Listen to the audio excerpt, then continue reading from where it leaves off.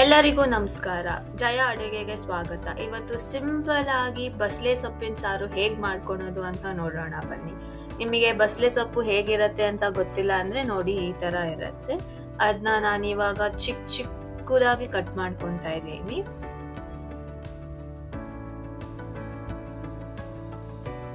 ಸೊಪ್ಪನ್ನ ಕಟ್ ಮಾಡ್ಕೊಂಡಾದ್ಮೇಲೆ ಅದ್ರದ್ದು ದಂಟು ಇರುತ್ತಲ್ಲ, ಆ ದಂಟನ್ನ ನಾನು ಈ ಥರ ಕಟ್ ಮಾಡ್ಕೊತಾ ಇದ್ದೀನಿ. ನಿಮಗೆ ಯಾವ ಸೈಜ್ ಬೇಕೋ ಆ ಸೈಜಲ್ಲಿ ಕಟ್ ಮಾಡ್ಕೊಬೋದು.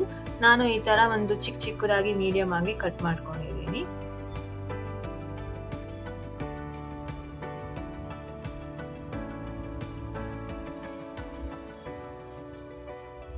ಇವಾಗ ಎಲ್ಲನೂ ಒಂದು ಪಾತ್ರೆಗೆ ಹಾಕೊತಾ ಇದ್ದೀನಿ. ನೋಡಿ ಎಷ್ಟು ಚೆನ್ನಾಗಿ ಚಿಕ್ಕದಾಗಿ ಕಟ್ ಮಾಡ್ಕೊಂಡಿದ್ದೀನಿ. ಇವಾಗ ಇದು ಸೊಪ್ಪಾಗಿರೋದ್ರಿಂದ ತುಂಬಾ ಮಣ್ಣಿರುತ್ತೆ, ಅದಕ್ಕೆ ಒಂದು 4-5 ಸಲ ತೊಳ್ಕೊಂಡಿದ್ದೀನಿ ನೀರಲ್ಲಿ. ಇವಾಗ ಇದನ್ನೆಲ್ಲ ಒಂಚೂರು ಕುಕ್ಕರಿಗೆ ಹಾಕೊಳ್ಳೋಣ.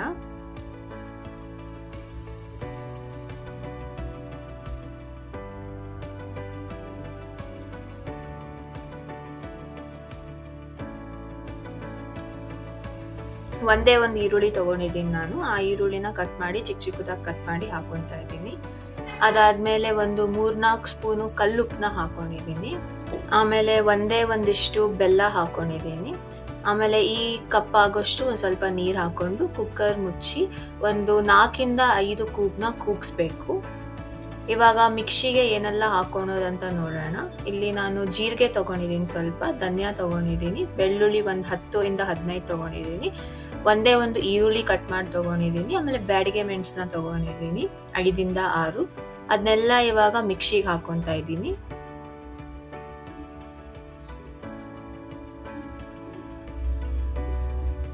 ಇದೆಲ್ಲ ಹಾಕೊಂಡಾದ್ಮೇಲೆ ಸ್ವಲ್ಪ ಕಾಯಿ ತುರಿದಿರೋದನ್ನ ಹಾಕೊಂಡಿದ್ದೀನಿ.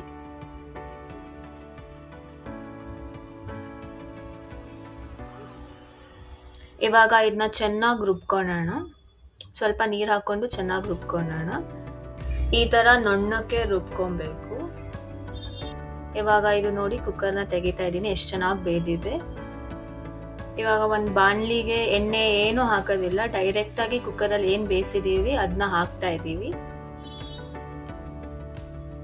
ಕುಕ್ಕರ್ದು ಹಾಕಾದ್ಮೇಲೆ ಮಿಕ್ಸಿಯಲ್ಲಿ ಏನು ರುಬ್ಕೊಂಡಿದ್ದೀವಿ ಅದನ್ನ ಹಾಕ್ತೀನಿ.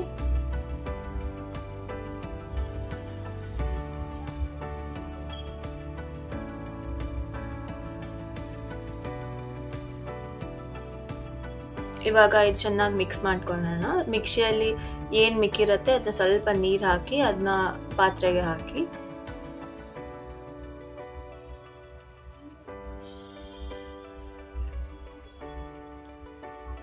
ಇವಾಗ ಸ್ವಲ್ಪ ಉಪ್ಪು ಕಡಿಮೆ ಅನಿಸ್ತು ನನಗೆ, ಅದಕ್ಕೆ ಸ್ವಲ್ಪ ಉಪ್ಪು ಹಾಕಿದ್ದೀನಿ. ನೀವು ಉಪ್ಪು ನೋಡಿಕೊಂಡು ಕರೆಕ್ಟಾಗಿ ಹಾಕಿ.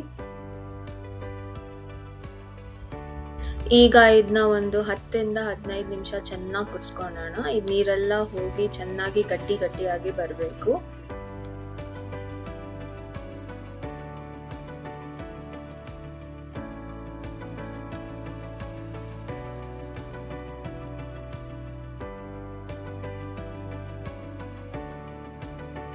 ಇವಾಗ ನೋಡ್ತಾ ಇದ್ದೀರಾ ಎಷ್ಟು ಸಖತ್ತಾಗಿ ಬಂದಿದೆ. ಟೇಸ್ಟ್ ಮಾತ್ರ ತುಂಬ ಚೆನ್ನಾಗಿ ಬಂದಿದೆ. ನೀವು ಮನೇಲಿ ಮಾಡಿಕೊಂಡು ಒಂದ್ಸಲಿ ಟ್ರೈ ಮಾಡಿ. ಈ ವಿಡಿಯೋ ನಿಮಗೆ ಇಷ್ಟ ಆದಲ್ಲಿ ಲೈಕ್, ಶೇರ್, ಸಬ್ಸ್ಕ್ರೈಬ್ ಮತ್ತು ಕಮೆಂಟ್ ಮಾಡೋದನ್ನು ಮರಿಬೇಡಿ.